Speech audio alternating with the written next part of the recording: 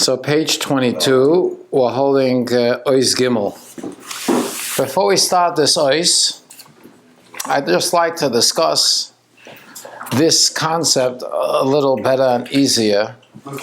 Why, did Hashem create darkness? Why can't it just be light? Now, when I say darkness, I don't mean here negative, like bad. No, I mean in good itself, Hashem created, it's called Yotzer Or Vori Choshech. The Choshech that Hashem creates is good Choshech. It's not a bad Choshech. When we associate ourselves with darkness, it's usually something, an absence of light, like, oh, it's such a dark day today, it's so hard today, it's so challenging. Darkness usually, but that's not what we mean here, dark. Here we mean here that Hashem made the world in a way where there's light, and then He concealed the light. He covered the light. And the word world in Hebrew is olam. Olam means helem. So Hashem, in order to create this world, concealed the light. Because if Hashem didn't conceal the light, it would be infinite. We wouldn't have a world. There's an interesting pasuk. It says, Olam chesed yibane. The world was created with chesed, with kindness. So that means the concealing of God's infinite light was part of the kindness of creation. Because if God's light would be shining the way it is in its pristine level, there wouldn't be able to be a world. So, in other words, in order to be able to have a world where there's limitation and there's levels and there's restrictions and all that, God concealed it, we call it the choshech. But it's a good choshech, or if you want to use more Kabbalistic words, tzimtzum. Tzimtzum is not a bad thing. Hashem made a tzimtzum so we could enjoy the light. Because if not, the light would be infinite and we wouldn't be able to handle it. Like looking at the sun, you can't look at the sun, it's too much light, you get blind. Exactly. It's like good and bad. If you don't have the bad, how do you know that's good? That's already, I would like a world without bad also. In other words, even without bad, there's still a world that's limited, that's the light of Hashem is concealed. That means let's take it before Adam ate from the tree, when the world was all good. There was still a world, there was still fruit, there was still a garden with water, with rivers, Euphrates River, all the 4 rivers the Torah talks about. So that wouldn't have happened if Hashem didn't conceal the infinite light. So the concealing of the light is really, I want to say it in the words he's going to say it here. The concealing of the light is really to help you get the light. In other words, for me to help you get the light, I concealed it. So the concealing is helping you get the light. On the contrary, if Hashem didn't conceal it, I wouldn't be able to get the light because it would be too much. How did we get to this whole concept? We spoke about black, shchora, ani, ונאוה. I am black but beautiful. So we didn't understand, how do you get to black and beautiful? Usually black means something like dark, shchar, like very, says no. Black and beautiful represents the white light and the black light, which we said in the Torah, it's the parchment. The parchment is white. On the parchment, there's no letters. Mm-hmm.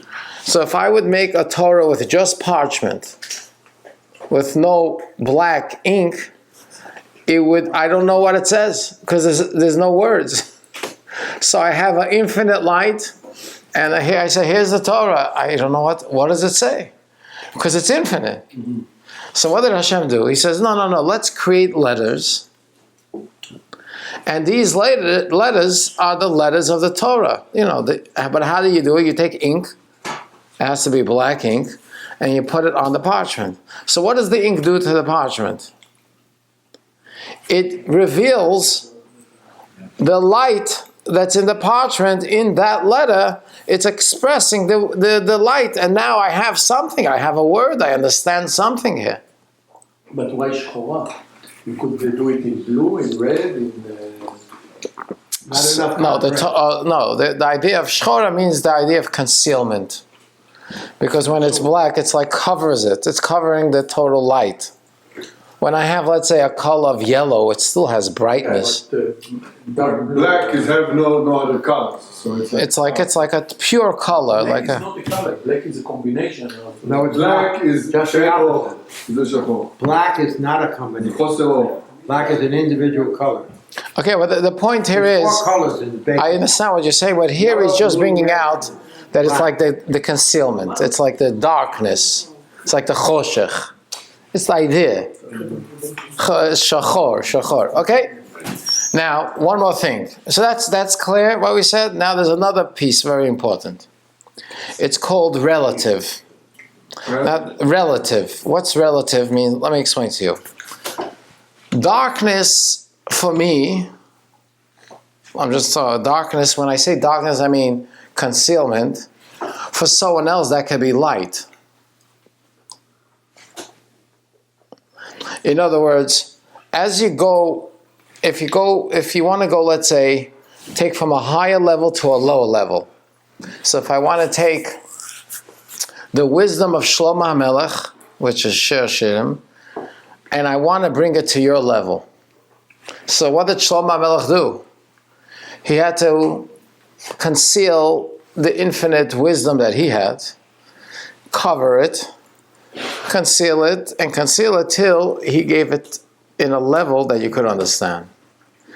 So for him to get to you to understand his deep, deep wisdom, there was a lot of cover, a lot of concealment, which is a lot of darkness. But for you, that darkness is really light, because now you understand what he's saying. It says that Shlomo HaMelech, for every deep concept he wanted to share, he had to give 3,000 mishalim. Now what I mean 3,000 mishalim means, mashal is like a parable, I want to explain to you something, so I give you another concept so you could get what this concept is. That's what a mashal is. But what does 3,000 mean? 3,000 means Shlomo HaMelech's concept was so deep and so infinite that in order to get to your mind, he had to bring it down 3,000 levels. So he brought you one mashal, but that was also too deep. So he brought you another mashal to understand the mashal,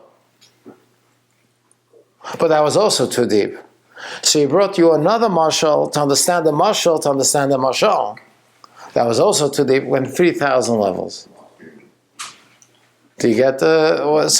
So his wisdom, without the concealment, for us it's dark, because we don't understand anything of Shlomo HaMelech.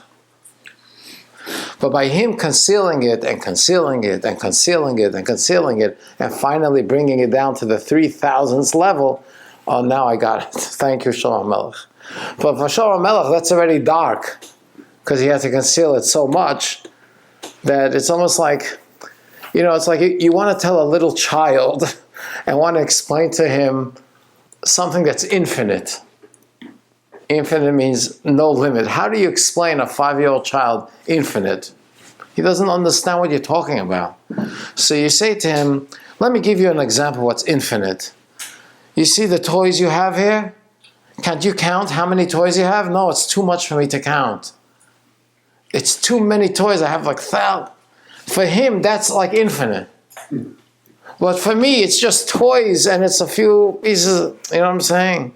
But I had to bring it down to that level. So he gets, there's a concept that there's a lot that I can't, it's too much. So for him, a lot means there's a lot of toys. But it's not what real infinite means, because real infinite means infinite, which he doesn't yet grasp. But I had to bring to his level something that the kid should understand something that's too much. So I said, oh, you have so many toys. Yeah, it's so many toys. I don't even know where to start. But what is that for me? It's like dark. So in other words, as you go from world to world, from high to low, the lower of the high is the darkness for the high, but it's the light for the lower. Mm-hmm. Do I make a little sense here? What's the famous expression we say? Should you be a tail from a head or a head from a tail? You know what I'm saying? The point here is, let's take in Kabbalah, Malchus. Malchus is the 10th level. In every world there's 10 levels. Malchus is the lowest. Malchus becomes the source of the next world.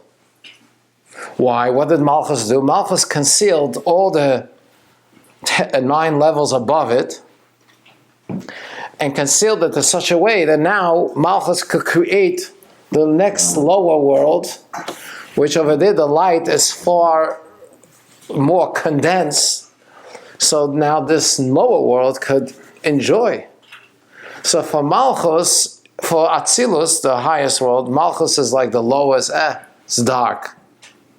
But really for the world of Bria, the next world, Malchus is like the source of everything. Like Malchus created us. The lowest of Atzilus becomes the highest for Bria. And then you go all the 4 worlds. That's how the chain goes. So when you say Shchora ani v'nava, I am dark but beautiful, it's relative. For Atzilut, Malchus is dark. But for Bria, Malchus is right. It's the source of everything. Then when you go into Bria, Malchus of Bria is dark. But for the next world, Yitzira, Malchus is beautiful. Because the lowest is the more concealed. The lowest means it's the more condensed, concealed level. So for it becomes the lowest for the high, but it becomes the highest for the lower. That's got that concept? Now, let's go to the third. I'm giving you a few concepts, so then when we read it, it'll fit better. Now, let's go what we spoke about, I think, 2 weeks ago, about letters. You know, words. Where does words come from? Like, how does all of a sudden letters... I don't know if you remember we spoke about the concept. So, we said that letters originate from your soul, your nefesh. And he words it in Kabbalah, ha-nefesh meleya oisiyos. Your soul is full of letters. Now, when I say your soul, I mean not your thought, not your speech, not your action, your soul. But the truth is, in your soul, there's letters, but it's not the same letters as thinking letters or speaking letters or words.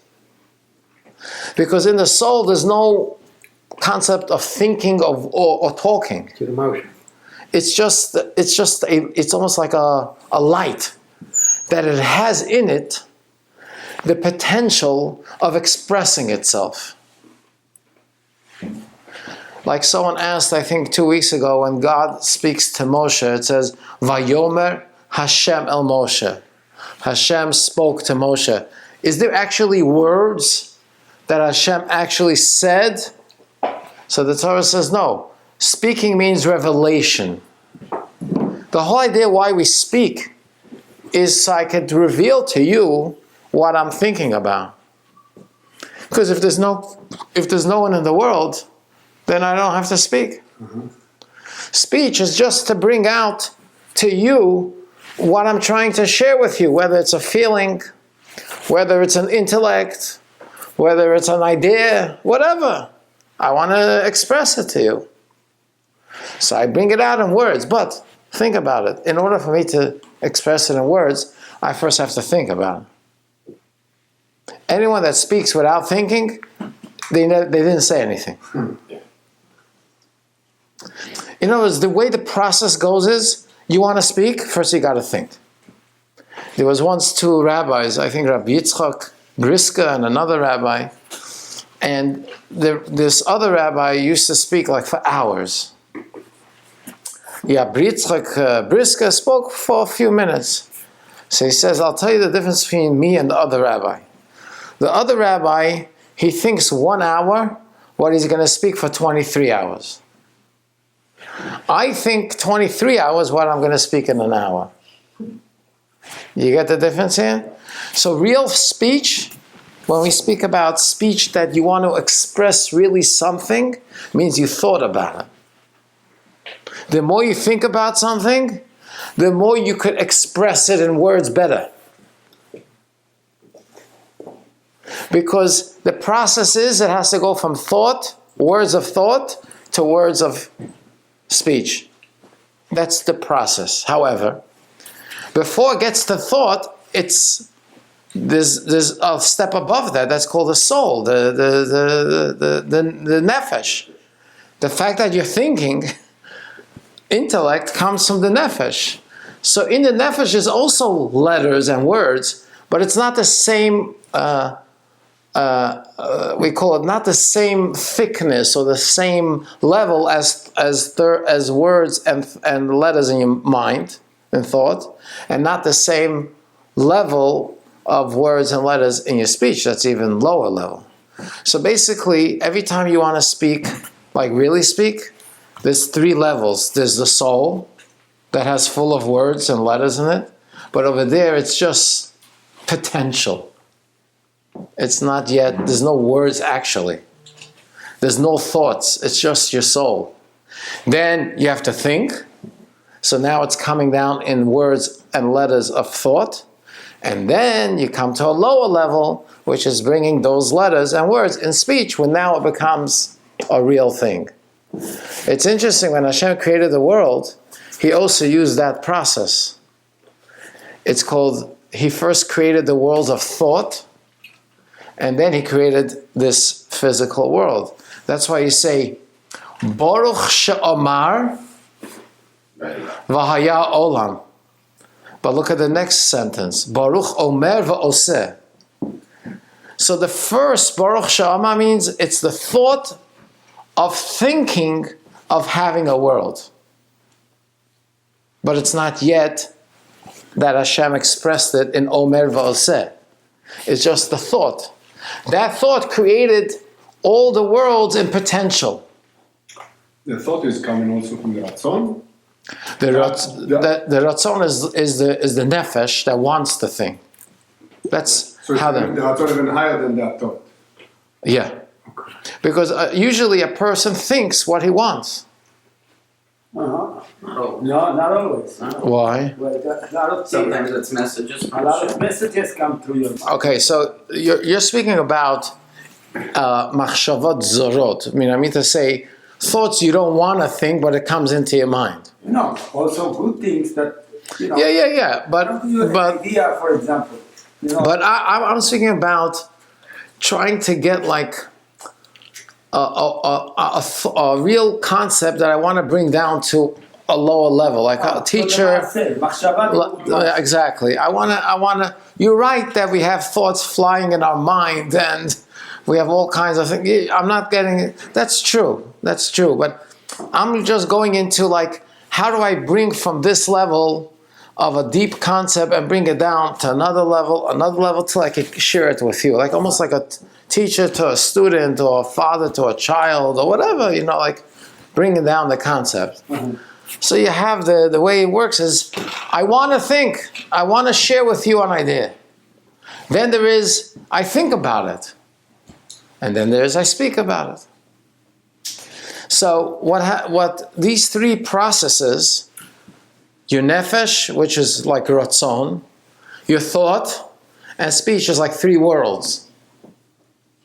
Bria, Yetzira, Asiyah, it's like 3 different worlds. Bria is thought, is ratzon, Yetzira is thought, and Asiyah is already the action. So why am I saying this? Because in every world, the lower is the dark of the higher world, which is the light of the lower world. So, when I want to take something and condense it in my soul, whatever I condensed in my soul now becomes the thought. And whatever I condensed in my mind now becomes the words. So the word I'm speaking about is already the black of my mind. And the words that my thought is thinking about is the black of my nefesh. You getting a little what I'm trying to bring out? So, in other words, when I say you're black or beautiful, it means because the beauty of everything has to go through black, because what does black do? Black conceals it. Black makes it beautiful for you. Thank God it was concealed, or else we would be in trouble.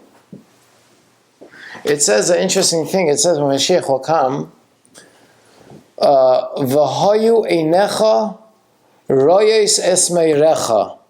Your eyes are going to see your teacher, and v'ro kol basar.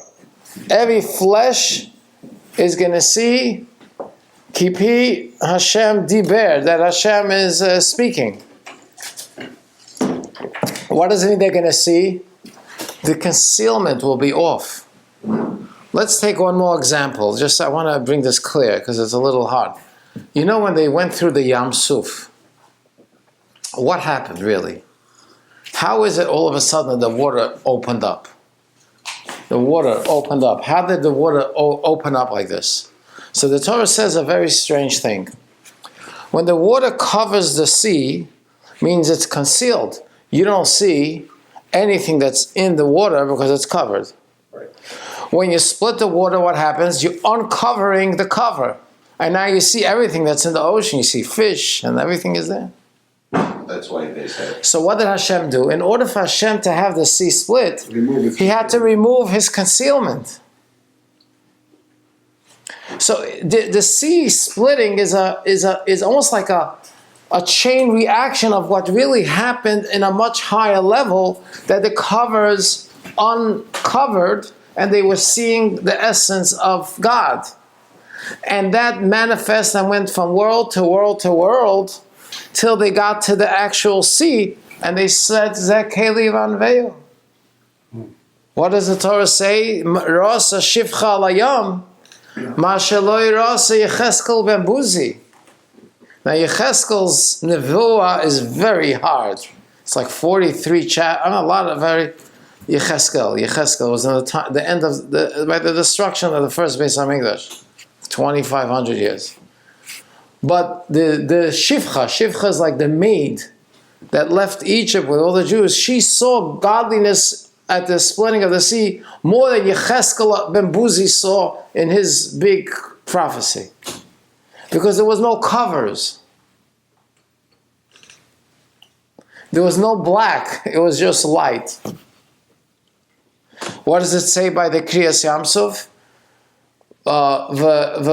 Vayoer es hachoshech. The darkness became light. How does darkness become light? Because what is darkness? Darkness means concealment. So you have letters, you have words. But by the splitting of the Yamsuf, there was no darkness. So the darkness, which is normally dark, became light because it started to shine. There was no concealment. Why the opening of the sea is taking away the black? The black is the cover, the concealment. When the sea, the water covers everything, you don't see what's inside. Splitting it means now I see what's inside. I opened everything up. Usually the yam is kasya, it's covered. Okay. You go in the ocean, it's covered. When I open the ocean is the water. The water, what's water is itself? No, everything underneath the water. Okay, so You don't see what's underneath. the land up under the water? Everything, the fish, the tree, whatever is under the water was covered. When I open it means it's all revealed. It's uncovered.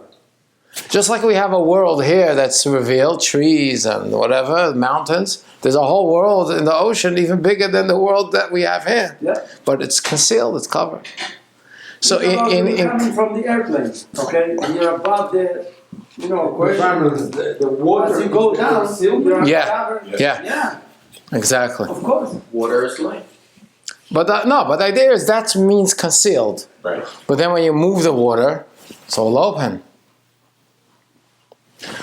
But that happened because Malchus of Atzilut, which conceals Atzilus, opened up. So Atzilus started to shine, so that made the sea split also. Uh-huh. I'm just giving you a concept of dark in every world, and the light of each world changes.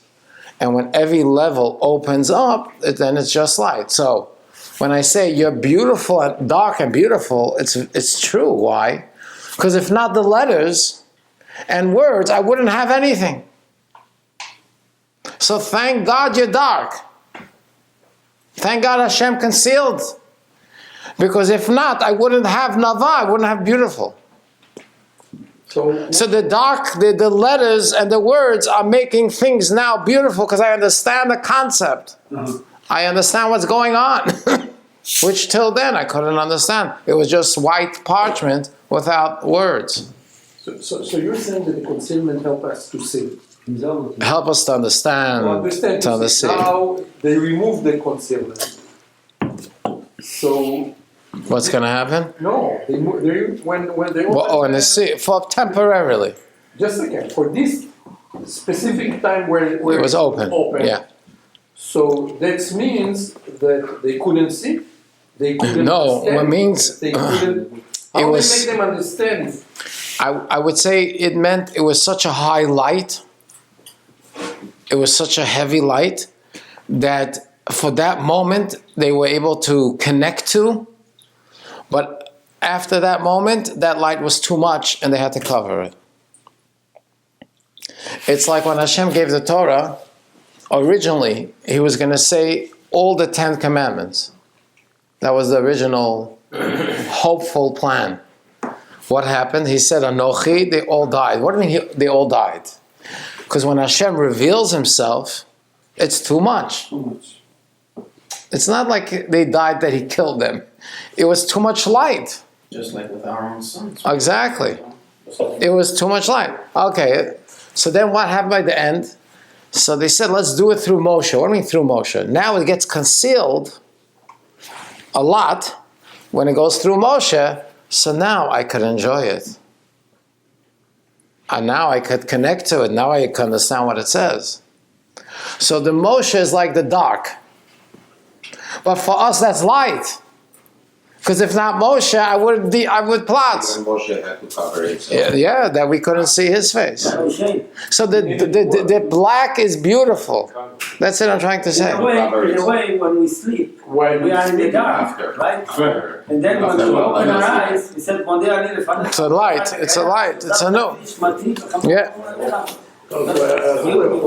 So 100%. Now you see the light. Exactly. So every morning, You're opening the light. and the dark is good because we need to sleep. Right? We Right? need to recharge. Yeah. Okay, and that's the way it goes. So now that I gave you these three concepts, I have another question. When you said now that we did it, that Kadosh Baruch Hu did it through Moshe, but the distance between the light, what you call of Kadosh Baruch Hu to Moshe, it's also like yeah. saying from Shlomo to us is 3,000 Misharim. So what is 30,000? So how Moshe can understand it? So Moshe understood it on a much, much higher level than us, but it was also brought down to his level. Okay. And then he brought it to us, as we'll soon see. He'll say it inside. So now that we understand, you understand the three concepts? So now we can read it inside. Now we can go quickly because you got the whole idea. And if you still don't understand, means you need another darkness. You need darkness. No, you need more darkness. So if you need more darkness, we could help in the darkness. V'hine, look what he starts off. Gimel, you see page 22? It's like the third paragraph. Look what he says. 22, Gimel. Yashekeini. V'hinei, you have it? You have it? Look how he starts the first line. V'hinei tzimtzum zeh. Tzimtzum means the concealment. That's kitov l'ganuz. That's good to hide the light. Ha'or b'mkayim ha'chayshech. We need the light that's through the darkness, because we need it to be dark so we have some light.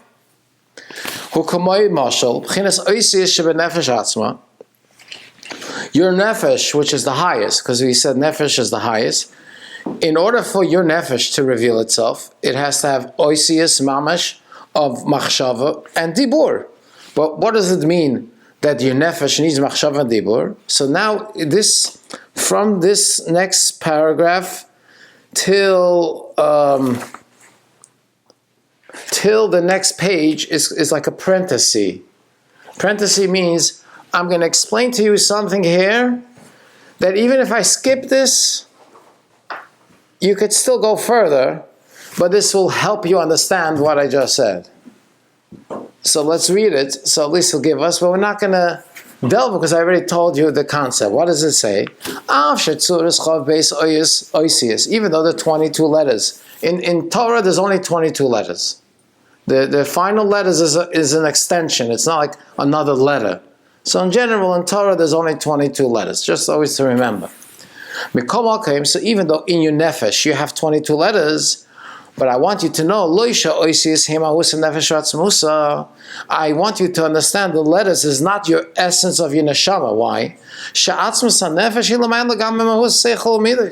Your soul, the essence of your soul is above intellect, it's above feelings, and it's above letters.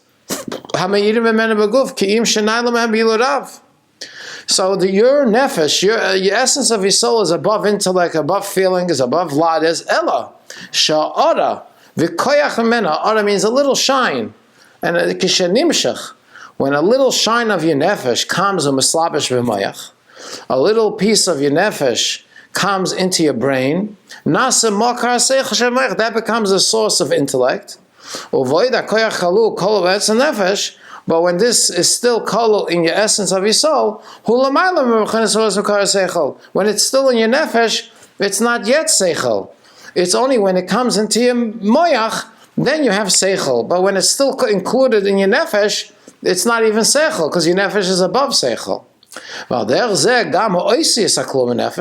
Also, when you say your soul is full of letters and words, it means it has the potential. When your nefesh goes down to the level of thought and speech, then they'll have real letters. But in your nefesh, the letters, the way it's in your soul, it's not yet a thought or words. These letters that are in your soul, because in your soul, there's the idea that your soul could express itself with letters, but it's not yet the letters the way it's in thought and speech, but still it's a concept of your soul being expressed. So it's a little less than the essence of your soul. And why did Hashem do this? In other words, Hashem concealed your nefesh so you could have machshava or dibur. Because if I wouldn't conceal your nefesh, you wouldn't be able to think. You wouldn't be able to speak because there'll be too much light. It's a lot of times like if you say someone he's too smart, like he can't put the words together. It's like too much light in him. You have to condense it so you have thought. You have to condense it so you have words. So your nefesh has oisius, but it has to be condensed in order to become into thought and words. So you have like this 3 tzimtzums. From your nefesh, which is the essence of you, to make potential letters from your nefesh, that's 1 tzimtzum. Then the second tzimtzum is to cut from those potential letters into your thought. That's tzimtzum sheni. Then from your thought to words, it's tzimtzum shlishi, which he calls here tzimtzum gomur mamish.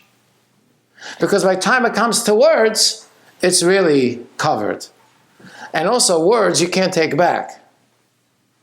When you're still thinking, so you could always pull it back to your nefesh. Okay, let's think this way, you pull it back. But once you said the word, you can't pull back the word. The word is already out of it's a yatsa, so he calls it tzimtzum gamur mamish. Once it comes into words, it's already concealed completely. He says, how does this said?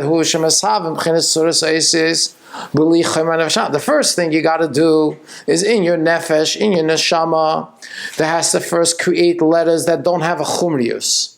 Because in your nefesh, the letters are still refined, there's no shape to it. It's just an expression. Why did Hashem make all these tzimtzum?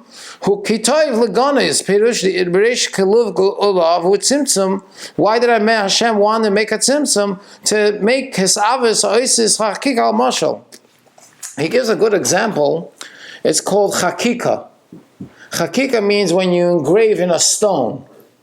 Now, what's the difference when you write on a parchment or engrave in a stone? When you write on a parchment, it's black ink on parchment, so it's covering the entire, that spot is covered totally. When you engrave, what happens is, like the luchot, the letters go through and through, so you're not covering the stone, Taking out from the stone. but a little of the stone gets a little Removed. Missing. There's a little piece, there's a little piece covered. It's not covering the stone, but it's still making the ability to have letters. So you have that little space that makes that letter, we call it the empty space. So there's no black ink, but there's the engraved letter of the stone. So it's a much higher level letter than black ink, because black ink is already covering totally the white. The letters in the stone don't cover the stone, but it still darkens the stone a little. So that's higher. That's like a machshava. The letters of thinking is like the engraved letters in a stone. Uh-huh. But the stone itself, without the letters, is even better, because there's nothing there. That's your nefesh. That it just has the potential that you could engrave stones in it, add letters in it. So look at your nefesh is like the potential to have all kinds of letters coming from it, but I have to condense my nefesh to be engraved, which is already machshava, and then come into ink, which is already dibur. But my nefesh has at least the potential to have letters, but in order to get to the letters, I have to go through 3 concealments so I could get to have letters of words of actual speech. So he says,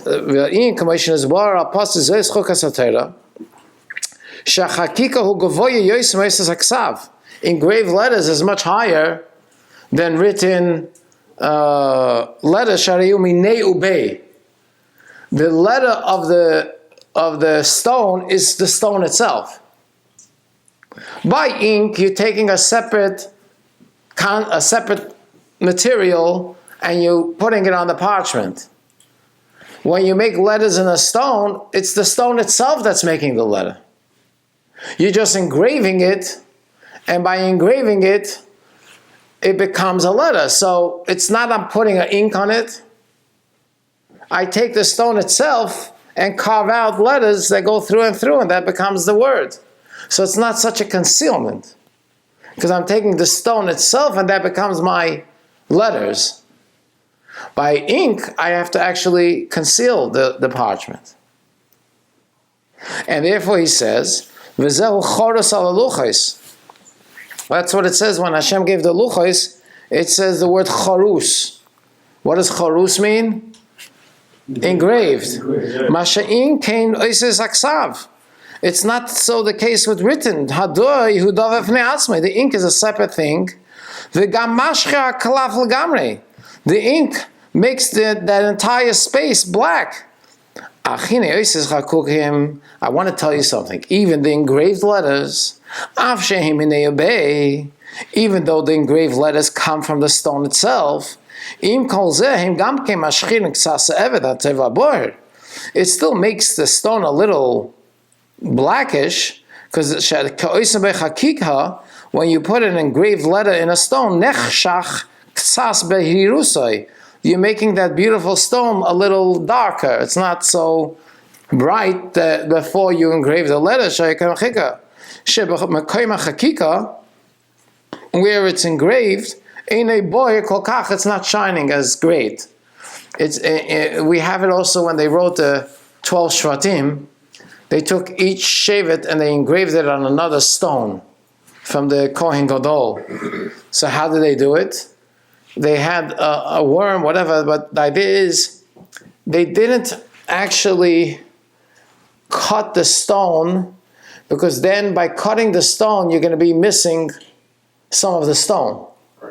Because the nature is when I cut, I take out some of the stone, but the Torah says, b'milu osam, that the stone has to be full. So you have to crack the stone without taking the stone out. Mm-hmm. How do you do that? So they had this worm called shamir, and they put like a mark, and the shamir went on there, and wherever the shamir went on, it just opened, it like split. It was able to split the stone. That became the words. So that's even more than the engraved of the luchos, because in the engraved of the luchos there's missing stone, because it goes through and through. There's missing stone. Here, stone is not missing, but it's still letters. I'm just giving you how letters start from the essence, becomes lower until it becomes ink, until it becomes words. Just a process of going from the essence of your nefesh to get to the words. And today, if Mashiach comes, we won't have to use the worm. You can use laser. You know what laser is? What is laser? Taking out. Huh? Laser is taking out. It's going to take it out? I think so. It doesn't just split it? No, he cuts it. He takes out some of the... Evaporates. Yeah. So it does take out the... Yes. So then it's not like the shamir. We're going to need the shamir. We're going to have shamir. Okay. How we unlock our full potential, Rabbi Shain? How we uncover so we can use... You learn, and you connect to yourself, you keep learning. Huh? So this, now that we understand the difference between engraved letters, written letters with ink, now we understand Yoshes Choshech Sisroi. Now we'll understand what it means that Hashem's high is dark. Like God, I don't know, Yoshev Choshech Sisroi. Sisroi is like the hidden part of Hashem is dark. B'chinas Keser Elyon Shenimshech Malchus the Ein Sof B'chinas Oisios. She'ima Yosef Adayim B'chinas Ein Sof U'kama Yosef Hakika Minei Obei U'Lamayla B'chinas Chacham Bina Shekasiya Mamash Gav Ein Sof Kama Deal Klav Im Kol Zeh HaKeser Nika Choshech Ve'ish Choyre L'Gav Ein Sof Baruch Hu Shelamayla Mama Keser V'Nika Yesh Levana V'Arei Tzimtzum Zeh Kedei Liyas Yishavas Hacham B'Chacham Agina Kama Shelamayla Choyre Shacham Mamash. So he's saying, Keter is for us, Keter is the crown. It's like above Atzilut, it's above all the 10 Sfirot. But for God, Keter is Choshech. Because for God, in order to make Keter, which is above all the 4 worlds, he had to condense and condense and condense and condense and make Keter. For us, Keter is bright. But for God, in order to get to have a world, he had to first put everything in the keter and the crown and condense. So it's shachor on lavan of Ein Sof, but keter is shachor compared to the lavan of Ein Sof. But now let's take keter, compare it to Atzilut. That's lavan. Absolute is black. And Atzilus is the black. You getting what I'm saying? So this is Zel Gamkin Isavas Isis and Nefesh Kam Isis Hakim Neve. Kadesh Isavach Isis Mamash Machshavdu Mayas Chum Eish Chayra Mamash. Vini Avshel Gabi Ein Seif Nikra Isis Shachaki Gamkin Behemas Chayshach. Even though compared to Hashem, Ein Sof, even the letters of engraved, which is Kesses, called Chayshach, Im Kol Zel Gabi Isis Riksav. Compared to the letters that are written, the letters are engraved, is much higher. Hagan Eden, Nikra Kesa Ish Levana Mamash. Keta for Gan Eden is like a crown, it's the white light, Shurak Minei Obey, it's like engraved letters. Well, Nikra Zad Atzilus, Atzilus compared to Keta is called Shchora Al Gabi Ish Levana. Atzilus, which is much lower than Keter, the 7 midos of Atzilus, is the black ink compared to Keter, which is the white ink. The white, which is the white fire. And Keter compared to Ein Sof is the black fire compared to Ein Sof, which is the white fire. You understand what's going on? Well, there's a Gamma. Now we're going lower. Gamma Zah Nikra Legabi Amalchus, that Atzilus Nara Chivra. Zah means the 6 midos of Atzilus compared to Malchus, which is the lowest. So in Atzilus you have the 6 midot and Malchus. So they're called the Hoira Chivra, and the white light, and Malchus is called the Hoira Uchma, the black light. Why? Ki Malchus shimaka lebiyanikes midas laila v'choshech shemustam alubish v'ornis sevchines hesel machos chamas kalamim mashen kem b'chines Zah she'Atzilus nikra or v'yayim. Now we understand. We're going to finish this side, and like this we finish this ois. At least we finish one whole ois. Now I understand why biyud nivra olam haba. Now it makes sense. Why? Because if I want to create olam haba, what's olam haba? It's like bria or yitzira, the high level Gan Eden or the low level Gan Eden. I need to create a world that the neshamot and the people will enjoy. Because what's Gan Eden? Gan Eden is where your neshama sits and enjoys Hashem. So I have to create a level that's so low and so condensed and so concealed, so you'll be able to enjoy it. So what did I do? I took a yud, which is the smallest letter, and I condensed everything in the yud. And now you could enjoy Olam Haba. If not, you would have infinite and you wouldn't enjoy it. It would be dark.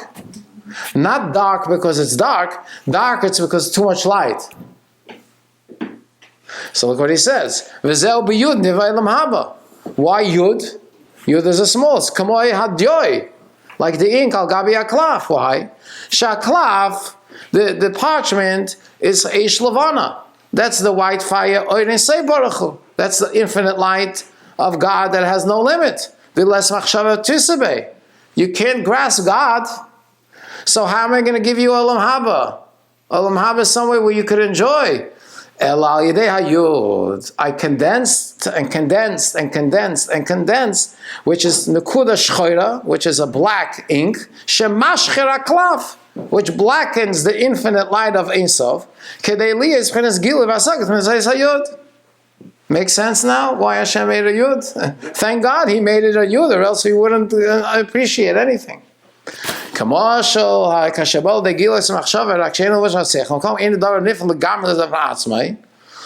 want you to know, Olam Haba is still like Oisius HaMachshava. It's like the words in your mind. It's not yet Dibur like Olam Hazeh. Shari Mashem Mechashem Har Oisius Eil B'chinis L'Seichel and Mashem B'chinis Hayut Shal HaKlav Shadoi Mash as a Klav Hine Adoi Ba'atzmei Einei Davar Mashel L'Nechadav Ma'atzmei Ela Mashcha as a Klav K'lei Sha'Klav Yigal Atmuna Shel Yud. So he says, why do you put when you make a Yud on a parchment? When you write the Yud, what are you really doing? What makes the letter Yud? Is it the ink or is it the parchment? Both. It's interesting, he writes, look at the next little sagrayim. I'm finishing just this side. Even though the letter Yud is just from the ink, but how bilti klaf without the parchment. hanoisei v'soivla, without the parchment holding the ink, lo yaya mishum t'man klal, you wouldn't have had any yud. You need both. And even more than that, according to halacha, kol oit she'en gvul mukav l'ma'aber chaser apsula. If you write letters in the Torah and it doesn't have parchment all around each letter, that has to have white parchment, the Torah is pasul.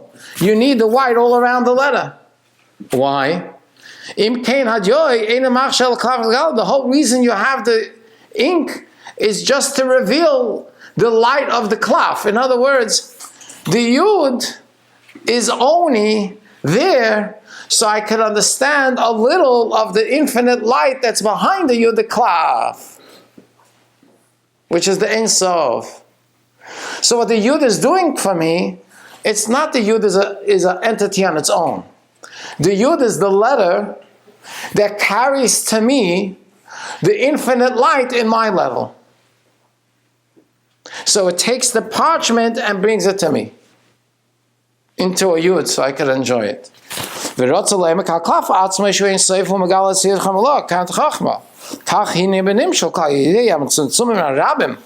Through all these condensed tzimtzumim is gala oir in say baruch hu ba'asen choy b'gumata v'zel b'yud niva elam haba tainag anasham in say baruch hu mamesh.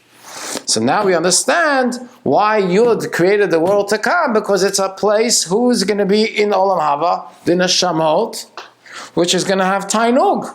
How could a neshama enjoy if it's infinite? So Hashem made a Yud, so He brought the infinite in a small piece, and now you could enjoy it.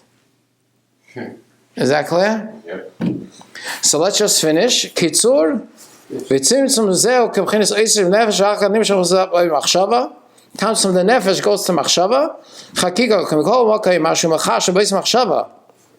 When you think in your words, through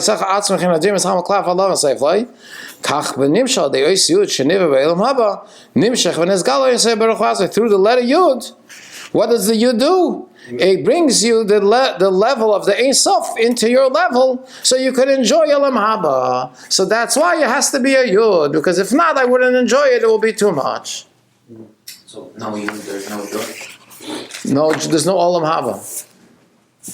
It's just infinite light. If there wouldn't have been the Yud. We wouldn't have anything. It will be dark.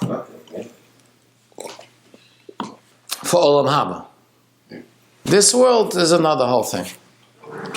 Okay, I think we could close the recording. Anyone that has the questions, you want to close?